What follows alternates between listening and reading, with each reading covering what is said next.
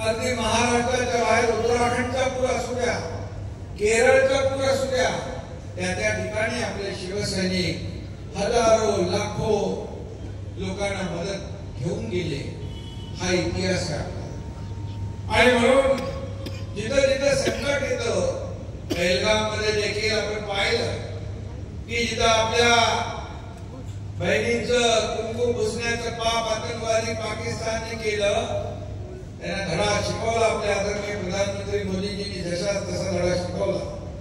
पण तिकडे जे महाराष्ट्रातले लोक अडकले होते त्यांना देखील आणण्यासाठी हा तुमचा एकनाथ शिंदे काश्मीर मध्ये पण पोहोचला. ही आपली जबाबदारी आहे, हे आपलं कर्तव्य आहे. लोक इकडे येत होते मुंबईकडे आणि आपले लोक इकडे जात होते. मला आपल्या कार्यकर्त्यांनी सांगितलं, तिथला पोलीस एसपी म्हणाला, कहां से आए हो? बोले मुंबई से आए. अरे बोले पागल हो क्या? यहाँ से मुंबई भाग रहे लोग और मुंबई से आप यहाँ आ रहे. आपल्या लोकांनी सांगितलं, हम भागने वालों में से नहीं, भगाने वाले लोग हैं. आणि हे असं कुठेही धाडसी काम करणारे आपले कार्यकर्ते, याचा मला साथ अभिमान आहे आणि त्यांचा मी प्रमुख आहे याचा मला अधिक आनंद आहे. आणि म्हणून शेतकऱ्यांना सरकारने सावरलं. खरं म्हणजे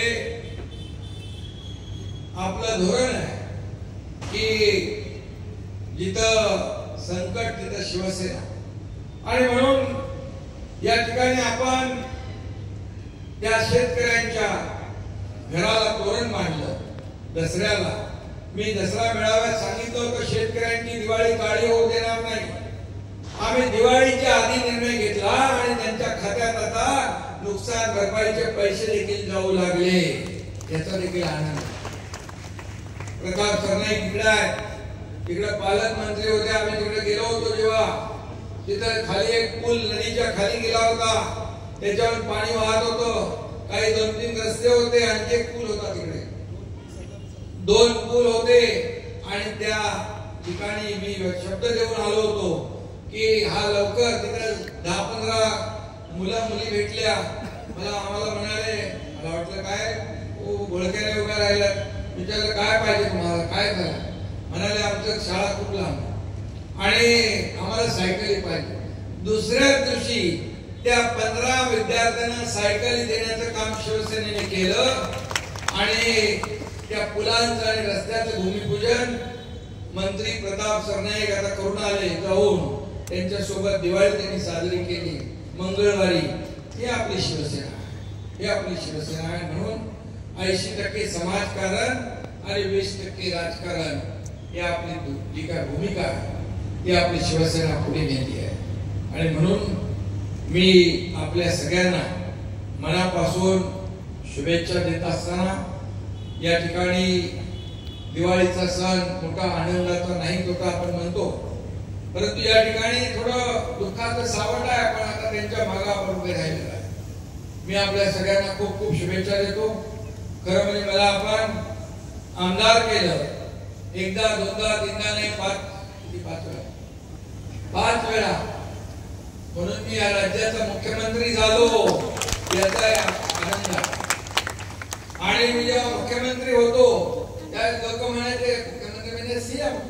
लोक म्हणायचे सीएम म्हणजे चीफ मिनिस्टर. मी म्हणायचो सीएम म्हणजे कॉमन मॅन. काय प्रॉब्लेम आहे? आता डीसीएम आहे, आता मी म्हणतो डेडिकेटेड टू कॉमन मॅन. काय प्रॉब्लेम काय?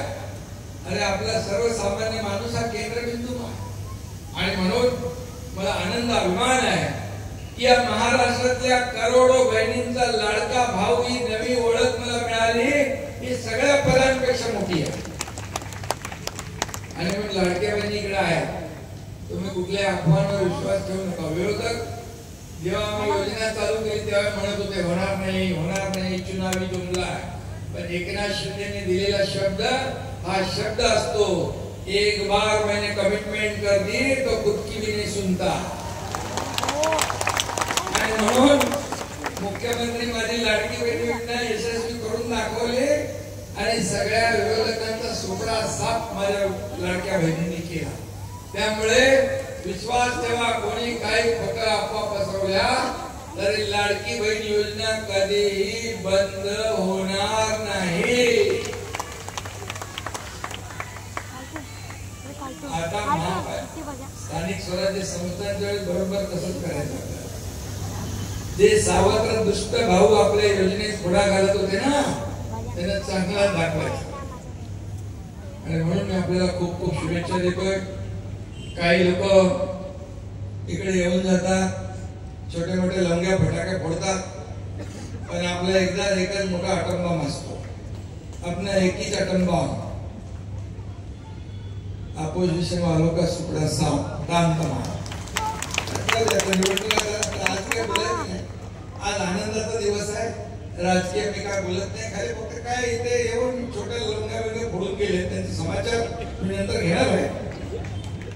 पण मी आपल्याला एवढं सांगतो की आपल्या सगळ्यांच्या शुभेच्छांमुळे, आपल्या सगळ्यांच्या आशीर्वादामुळे मी या राज्यामध्ये सगळीकडे काम करतो, याचा आनंद आहे। मी नेहमी एवढंच सांगतो की जी जबाबदारी मिळेल त्या जबाबदारीचं सोनं करा, त्या जबाबदारीचं सर्वसामान्य लोकांना फायदा काय होईल तो पहा।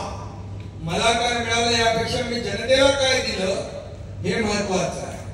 आणि मी किती कमवलं, संपत्ती ऐश्वर्य यापेक्षा मी माणसं किती कमवली आणि माणसाचं प्रेम किती कमवलं हे माझ्यासाठी महत्वाचं।